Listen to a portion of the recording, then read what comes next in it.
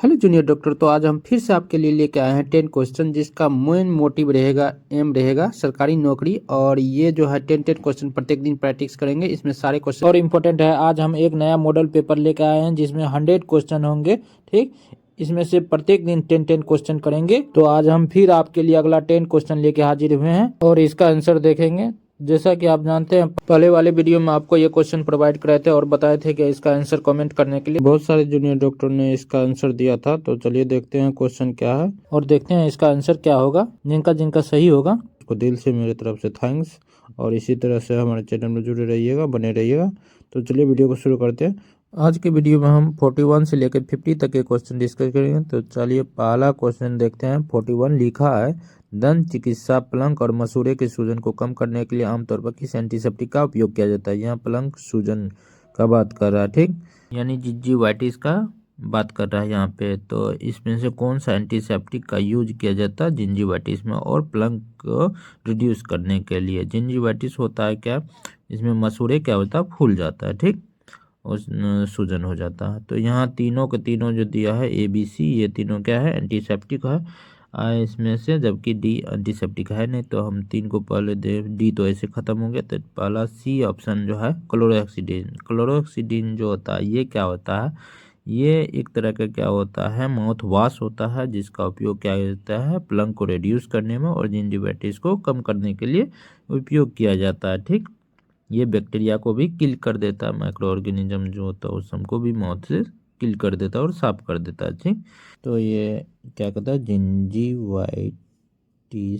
Gingivitis को क्या कर देता है, कम कर देता है, रिड्यूस कर देता है। और प्लंग को भी रिड्यूस कर देता है, दांत के मैल को, और माउथ को क्या करता है, इस तरह से साफ कर देता है। तो इसका उपयोग किया जाता है किसमें, माउथ साफ करने में दंत चिकित्सा करता है, ठीक। तो बाद बाकी ये तीनों ऑप्शन आपका बिल्कुल रॉन्ग हो गया। सलाइन एंटीसेप्टिक नहीं होता है तो ये बिल्कुल रॉन्ग हो गया। उसके बाद बीटाडीन और हाइड्रोजन पेरोक्साइड। हाइड्रोजन पेरोक्साइड क्या होता है, ये हाईली ऑक्सीडेटिव नेचर का होता है तो ये तो बिल्कुल रॉन्ग हो जाएगा इसलिए। और बीटाडीन का बात रहा तो बीटाडीन भी थोड़ा हार्ड होता है इसलिए क्या होता है, इसको माउथ में यूज नहीं किया जाता, ठीक आपका, इसलिए ऑप्शन नंबर सी बिल्कुल सही हो जाएगा। तो उसके बाद अगला क्वेश्चन देखते हैं। चलिए अगला क्वेश्चन आपके सामने लिखा है 42, लिखा है निम्न में से कौन सा सर्जिकल उपकरणों को स्टरलाइज करने के लिए उपयोग किया जाता है लेकिन घाव की सफाई के लिए उपयुक्त नहीं है। स्टरलाइजेशन के लिए, ठीक, और सफाई घाव की, लेकिन घाव की सफाई में इसका उपयोग नहीं किया जाता। तो इसमें से देखते हैं। पहला लिखा है इथेनॉल। इथेनॉल अल्कोहल जैसा आता है तो ये स्पिरिट का, इसका उपयोग घाव की सफाई के लिए करते हैं कभी कभी, ठीक। इसके बाद अगला ऑप्शन बी बीटाडीन, इसका भी उपयोग घाव की सफाई के लिए किया जाता है, एंटीसेप्टिक होता है। उसके बाद ऑप्शन डी सलाइन, सलाइन का उपयोग घाव की सफाई के लिए बिल्कुल किया जाता है, ठीक। तो इस आधार पर ये तीनों ऑप्शन जो है A B D, ये तीनों घाव की सफाई के लिए बिल्कुल सही है। उसके बाद आपका, जबकि ये स्टरलाइजेशन के लिए बिल्कुल गलत है। तो उसके बाद ऑप्शन नंबर आपका सी बचा, इथिलीन ऑक्साइड। इथिलीन ऑक्साइड का उपयोग वांड की सफाई के लिए तो बिल्कुल नहीं करता, ये कि टॉक्सिक मटेरियल होता है, ठीक। टॉक्सिक मतलब टिश्यू को डैमेज कर सकता है और खराबी कर सकता है। तो ये इसका उपयोग घाव की सफाई के लिए नहीं किया जाता बल्कि इसका उपयोग स्टरलाइजेशन के लिए किया जाता है। तो ये किसके लिए किया जाता है, स्टरलाइजेशन के लिए। तो right option option number C हो जाएगा, ठीक। इसके बाद चलिए देखते हैं आगे। आगे आपका लिखा है 43, क्वेश्चन नंबर 43 है। लिखा किस घोल का उपयोग इसकी बुदबुदाती क्रिया, बुदबुदाती क्रिया, यहाँ पे देखिएगा बुदबुदाती क्रिया लिखा है, यानी बबलिंग एक्शन के कारण छोटे मोटे कट और खरोंच की सफाई करने के लिए किया जाता है, जो मलबे को हटाने में मदद करता है। यानी यहाँ पर ऐसे सॉल्यूशन का बात कर रहा है जो सॉल्यूशन क्या करता है, छोटे मोटे कट या खरोंच में क्या करता है, बबलिंग एक्शन के थ्रू क्या करता है, मलबे और गंदगी को, जो टिश्यू होता है डैमेज टिश्यू, उसको क्या करता है, बबलिंग एक्शन के थ्रू बाहर निकाल देता है, ठीक। तो ऐसा केमिकल जो है आपका है हाइड्रोजन पेरोक्साइड। हाइड्रोजन पेरोक्साइड में क्या होता है, बबलिंग एक्शन होता है जिसके थ्रू क्या करता है, जो भी गंदगी होगा, डैमेज पार्ट होगा, टिश्यू होगा, उसको क्या करेगा, बाहर निकाल देता है, ठीक। और इससे क्या हो जाता है, घाव अच्छी तरह से साफ हो जाता है। तो यहाँ पर हाइड्रोजन पेरोक्साइड में बबलिंग एक्शन क्यों होता है, हाइड्रोजन पेरोक्साइड क्या होता है, हाईली ऑक्सीडेटिव एजेंट होता है, ऑक्सीडेटिव एजेंट होता है, जिसके कारण इसमें क्या होता है, बबलिंग एक्शन होता है, ठीक, और सारे गंदगी बाहर आ जाता है। एग्जाम्पल फॉर डेड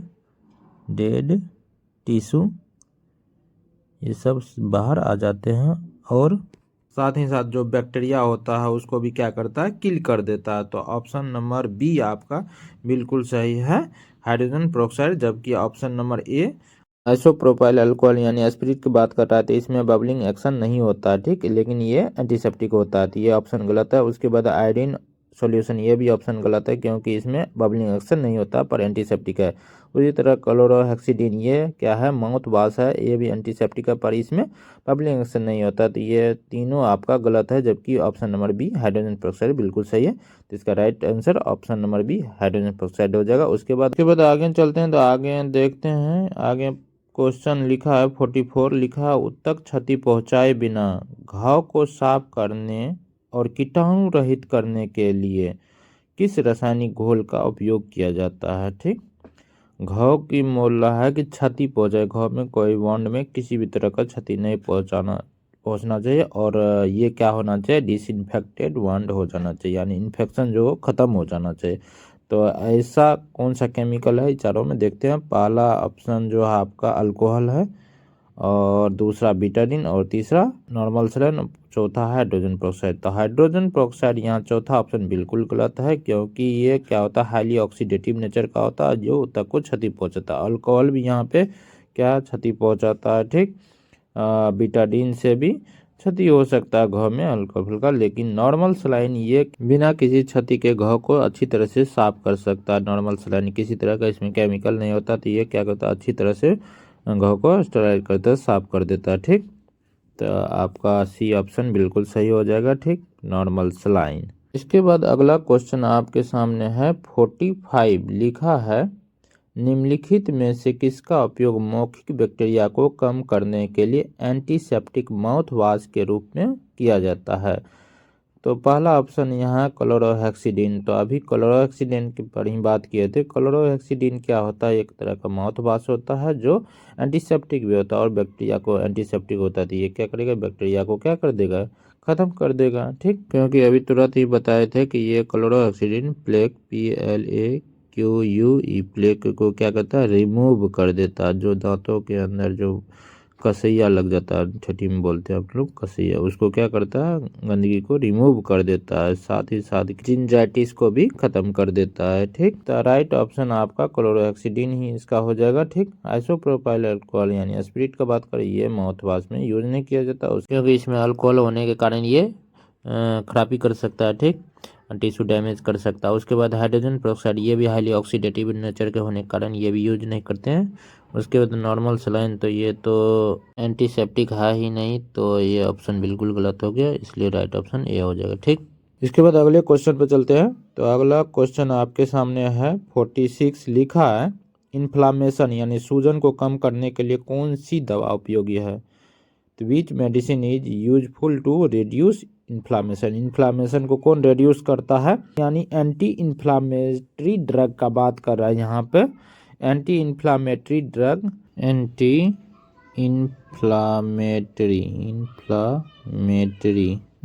यानी इन्फ्लामेशन यानी सूजन को कम करने वाली। पहला ऑप्शन है आइबुप्रोफेन। आइबुप्रोफेन जो होता है एक तरह का क्या है, एंटी इन्फ्लामेटरी ड्रग है। साथ ही साथ ये क्या है, एक पेन किलर भी है, किलर, और ये फीवर रेड्यूसर भी होता है, ठीक। तो ऑप्शन नंबर ए ही बिल्कुल सही हो जाएगा, ठीक। उसके बाद ऑप्शन नंबर बी में है मिडाजोलम। ये जो होता है ये क्या होता है, सेडिएटिव ड्रग होता है, SEDIATIV ड्रग होता है, ठीक, जो आमतौर पर सर्जरी से पहले जो होता है पेशेंट को दौरे के ट्रीटमेंट के लिए दिया जाता है, ठीक। उसके बाद ऑप्शन नंबर सी में लोसार्टन, ये जो होता है एंटी हाइपरटेंसिव ड्रग होता है, जो क्या किया जाता है, हाई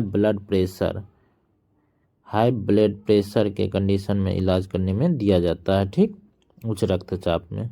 तो उसके बाद मेट्रोनिडाजोल एक तरह का क्या होता है, एंटीबायोटिक ड्रग होता है, और ये एंटी प्रोटोजोअल ड्रग भी होता है, जो बैक्टीरिया और परजीवी के संक्रमण के इलाज में उपयोग किया जाता है। ठीक, ये क्या होता है? एंटीबायोटिक एंड एंटी प्रोटोजोअल होता है, एंटी प्रोटोजोअल होता है। ठीक, समझ लीजिएगा आप।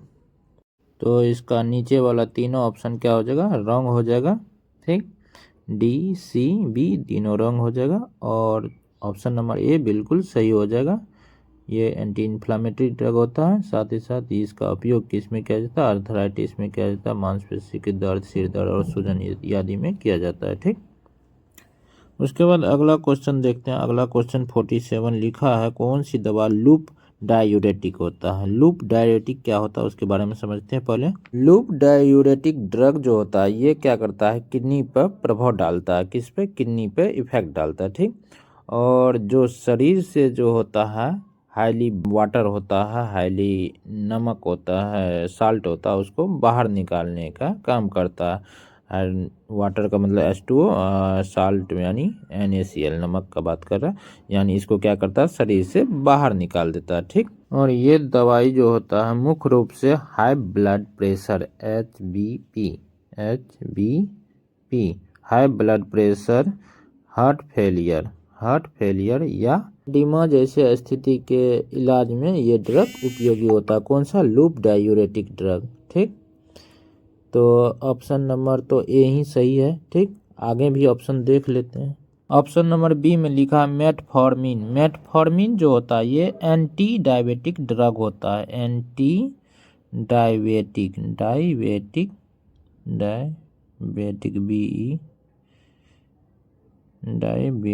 डायबिटिक ड्रग होता है, जिसका उपयोग किस में किया जाता है?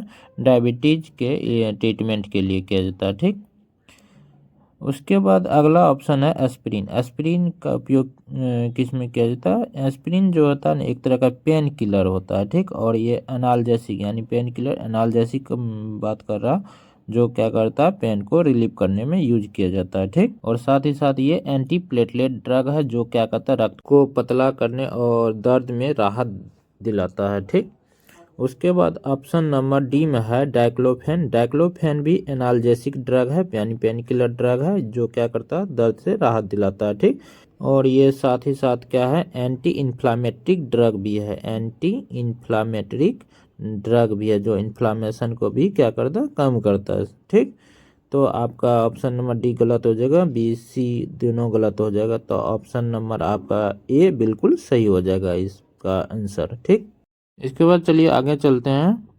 तो आगे आपको क्वेश्चन नंबर दिख रहा होगा 48, लिखा है डाइजेस्टिव एंजाइम को बढ़ाने के लिए कौन सी दवा दी जाती है?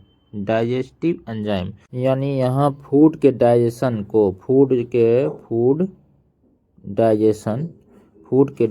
सही से नहीं हो रहा, तो उसको बढ़ाने के लिए कौन सी दवा दी जाती है ताकि डाइजेस्टिव एंजाइम बढ़ जाए?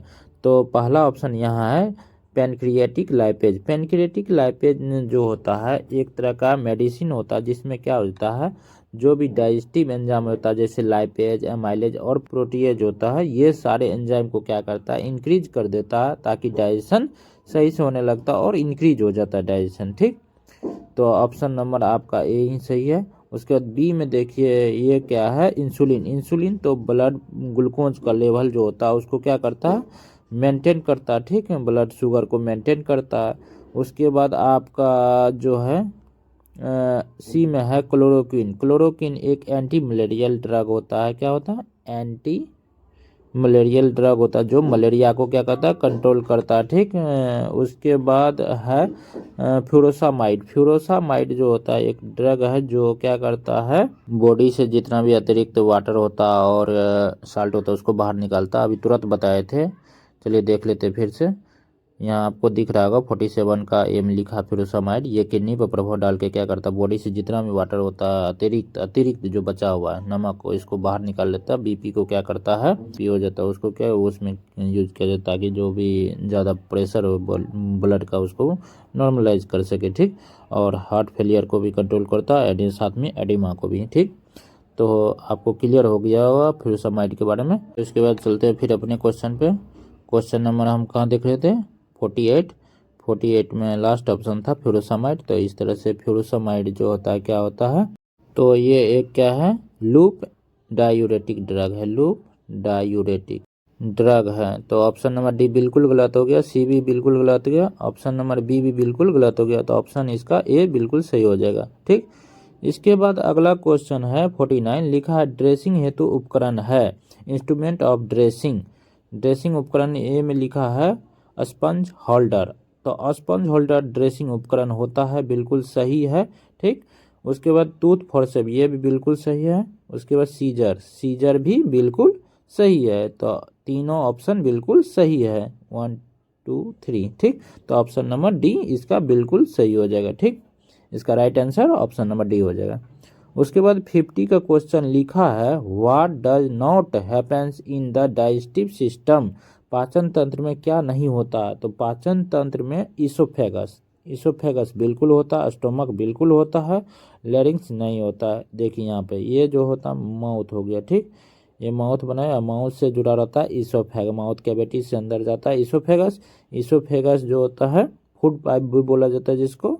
ठीक, एक होता है विंड पाइप, आगे की तरफ होता है विंड पाइप, पीछे की तरफ होता है फूड पाइप। ठीक, पीछे की तरफ जो होता है फूड पाइप उसी को इसोफेगस बोला जाता है। उससे जुड़ा रहता कौन, स्टोमक। ये आपका हो गया स्टोमक। ठीक, तो यहाँ पे स्टोमक और इसोफेगस ये दोनों आपका डाइजेस्टिव सिस्टम का पार्ट हो गया, जबकि सी में लेरिंग्स, ये लेरिंग्स जो है डाइजेस्टिव सिस्टम का पार्ट नहीं होता। चलिए देख लेते हैं एक बार डायग्राम से। तो आपको यहाँ डायग्राम में दिख रहा होगा लेरिंग्स, लेरिंग्स जो है ये रिस्पिरेटरी सिस्टम का पार्ट है। ठीक, तो इसलिए ऑप्शन नंबर सी बिल्कुल रॉन्ग हो जाएगा। ठीक, उसके बाद अगला ऑप्शन है डी, डी में है इंटेस्टाइन। इंटेस्टाइन क्या होता है, स्टोमक से जुड़ा हुआ रहता है। ठीक, small intestine then large intestine, तो इस तरह से जुड़ा रहता है ये, तो इसलिए क्या है डाइजेस्टिव सिस्टम का पार्ट है। ठीक, तो इंटेस्टाइन डाइजेस्टिव सिस्टम का पार्ट हो गया आपका। उसके बाद स्टोमक भी डाइजेस्टिव सिस्टम का पार्ट हो गया, और आपका इसोफेगस भी डाइजेस्टिव सिस्टम का पार्ट हो गया। ठीक, तो आपका ऑप्शन नंबर सी बिल्कुल इसका सही हो जाएगा, लेरिंग्स जो डाइजेस्टिव सिस्टम का पार्ट नहीं होता। ठीक, इसके बाद अगला क्वेश्चन है 51, लिखा है उबलते पानी से जलने पर क्या होता है। Burning by boiling water causes. तो आपको उबलते पानी से जलने पर क्या होता है, ये 4 ऑप्शन दिया है। इन 4 ऑप्शन में जो आपको सही लगे, ठीक, कमेंट करके जरूर कमेंट बॉक्स में आंसर भेजिएगा। ठीक, और हम स्क्रीन पे एक व्हाट्सएप नंबर दे रहे हैं, ये नंबर पे ज़रूर आप मैसेज कीजिएगा ताकि आपको हम ग्रुप में ऐड कर दें, और वहाँ जो भी आपका होगा वो सारा चीज़ प्रोवाइड किया जाएगा। ठीक, आपके एग्ज़ाम के बेसिस पे। ठीक, सारा चीज़ कंटेंट प्रोवाइड किया जाएगा वहीं ग्रुप में, गर्ल्स को गर्ल्स ग्रुप में और बॉयज़ को बॉयज़ ग्रुप में जोड़ देंगे। सभी अपना नाम, कॉलेज का नाम और सेशन लिख के ज़रूर भेजिएगा ताकि ग्रुप में ऐड करने में हमको आसानी रहे। ठीक, और वीडियो आपको अच्छा लगा होगा तो बिल्कुल लाइक करते हुए जाइएगा। ठीक, अभी तक चैनल को सब्सक्राइब नहीं किया तो सब्सक्राइब कर लीजिए, बेल आइकन को दबा दीजिए ताकि हर लेटेस्ट वीडियो आपको सबसे पहले मिलता रहे। ठीक, और जिनको तैयारी करना है ट्रेसर का और जिनको वैकेंसी का तैयारी करना है वो सारे चीज़ें इस पर डालते रहते हैं वीडियो, आप वहां से देख सकते हैं। ठीक, एनाटॉमी, फिजियोलॉजी, उसके बाद फार्माकोलॉजी और साथ में आपका ड्रेसिंग इंस्ट्रूमेंट और सारे वीडियो डालते रहते हैं। साथ ही वैकेंसी वाले सब अभी डालते ही हैं, तो आप यहाँ से पढ़ सकते हैं। ठीक, और आप प्ले लिस्ट में जाके सारा वीडियो चेक कर सकते हैं। ठीक, अभी फिलहाल ट्रेसर की वैकेंसी का वीडियो रोज 10 करके क्वेश्चन लाते हैं, आप यहाँ से पढ़ते रहिए, इस क्वेश्चन को देखते रहिए ताकि आपको पता चले किस तरह का क्वेश्चन पूछा जाता और आप एग्जाम के लिए आप अच्छे से प्रिपेयर हो पाए। तो चलिए हम मिलेंगे अगले वीडियो में। ठीक, तब तक के लिए आप अच्छे से पढ़ते रहिए, खाते रहिए, पीते रहिए और मस्त रहिए, स्वस्थ रहिए बिल्कुल। ठीक, और अच्छे से पढ़ाई करते रहना है। ठीक, अगले वीडियो हम 10 क्वेश्चन लेके फिर से मिलेंगे। तब तक के लिए thank you, bye bye, take care and for watching my video.